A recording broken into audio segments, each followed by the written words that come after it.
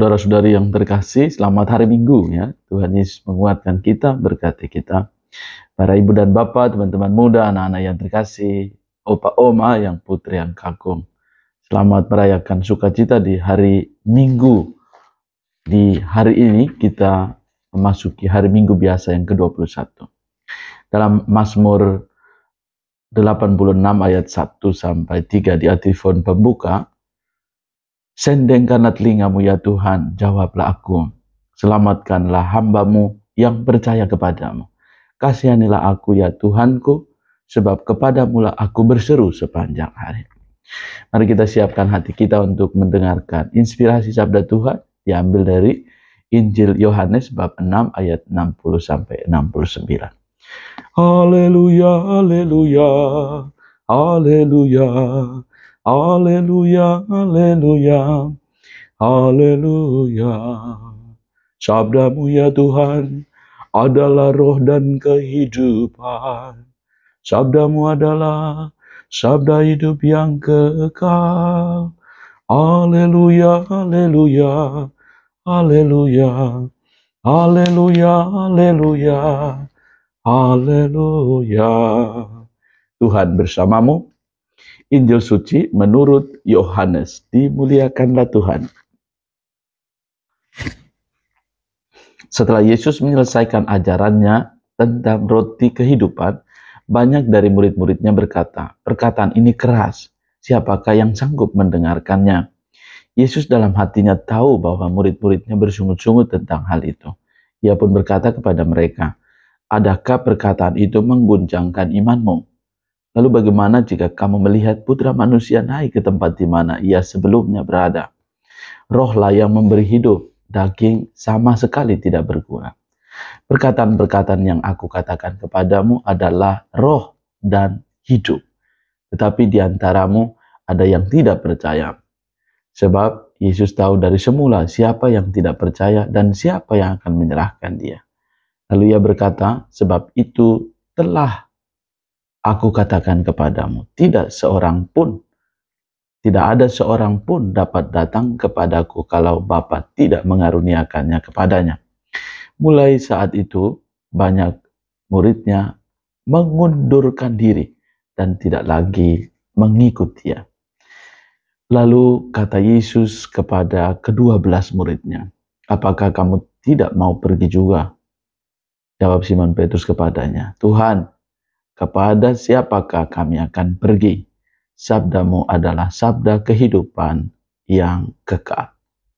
Kami telah percaya dan tahu bahwa Engkaulah yang kudus dari Allah. Demikianlah Injil Tuhan. Terpujilah Kristus. Saudara-saudari yang terkasih, inspirasi sabda Tuhan yang boleh kita renungkan pada hari Minggu ini. Sukacita bersama keluarga dan komunitas kita.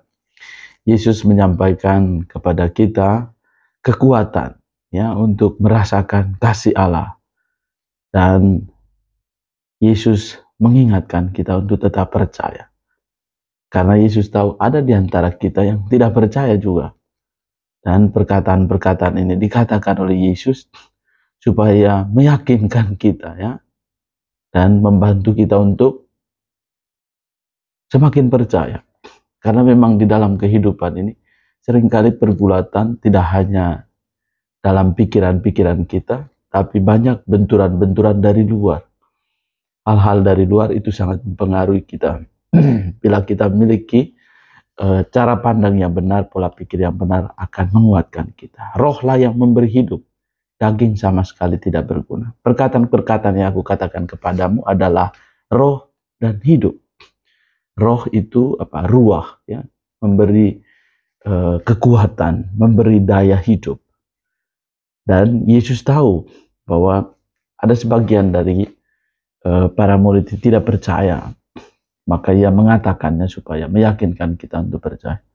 Bagaimana kita percaya kalau kita tidak tahu?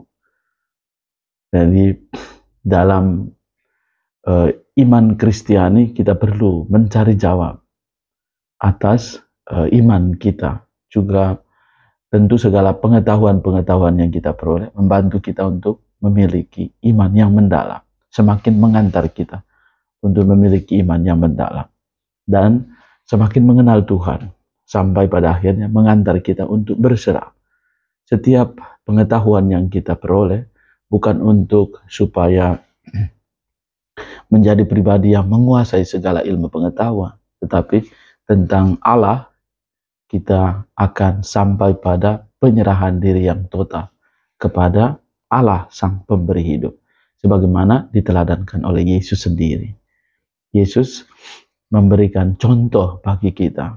Ia tahu bahwa masih banyak yang tidak percaya, maka ia juga memberi kekuatan bagi setiap kita yang mengatakan, perkataanku adalah roh dan hidup. Meskipun demikian, Yesus sudah mengatakan, tapi masih kita ragu-ragu ya. Maka di dalam perayaan Ekaristi, mari kita semakin datang pada Yesus. Memang perayaan Ekaristi itu saatnya untuk kita menyembah Tuhan. Saatnya untuk kita membuka diri supaya kita benar-benar merasakan hadirnya Allah. Ada saat di mana kita hening, ada saat di mana kita memuliakan Tuhan dan juga turut terlibat di dalam perayaan. Dan dalam Ekaristi, perayaan syukur, perayaan kasih Allah yang nyata, hadir secara nyata di dalam wujud tubuh dan darah Kristus.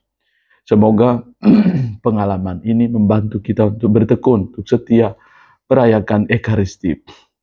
Sebagaimana sebagaimana seorang Beato, anak muda Carlo Acutis ya, dia selalu mengatakan jalan-jalan untuk mencapai kekudusan, salah satunya tadi dengan mengikuti Ekaristi. Yang mengatakan Ekaristi adalah jalan tol menuju ke surga. Bisa jadi ya, seringkali kita mengikuti jalan kita sendiri, mau ikuti jalan yang dalam arti tertentu itu jalan tikus atau ikut jalan yang kita kehendaki. Tapi dalam iman Kristiani, dan itu salah satu contoh nyata. Seringkali kita mencari contoh-contoh kita sendiri, tapi dalam kenyataan hidup, seringkali ini ya, gereja membantu kita melalui hidup para kudus, contoh yang sudah diteladankan, yakni menghadiri Ekaristi dengan penuh keyakinan iman bahwa Allah hadir menyapa setiap pribadi kita. Dikatakan bahwa perkataan Yesus itu keras karena mengandung konsekuensi. Ikut Yesus berarti tadi kita selalu ingat bahwa kita ikut menerima setiap pengalaman salib kita. Pengalaman salib itu berat memang ya, bila kita pikul sendiri, tetapi bila kita menyertakan Tuhan, maka selalu ada sukacita dan selalu ada kemuliaan salib atau kebangkitan. Tidak selalu hari Jumat, hari penderitaan, tapi selalu ada hari-hari lain, hari Minggu yang membawa sukacita kebangkitan akan iman yang kita percayai. Dan sebagaimana iman Simon Petrus, kita pun boleh tekun. Tuhan, kepada siapa kami akan pergi? Sabdamu adalah sabda kehidupan yang kekal. Kami telah percaya dan tahu bahwa Engkaulah yang kudus dari Allah. Semoga iman Santo Petrus ini juga kita boleh teladani, dan kita dalam hidup harian, saudara-saudari yang terkasih, kita boleh semakin percaya. Dengan pengalaman iman yang nyata, Tuhan menyentuh setiap pribadi kita. Baik itu melalui pengalaman yang sederhana atau pengalaman yang besar. Tapi kasih Allah selalu menyapa setiap kita.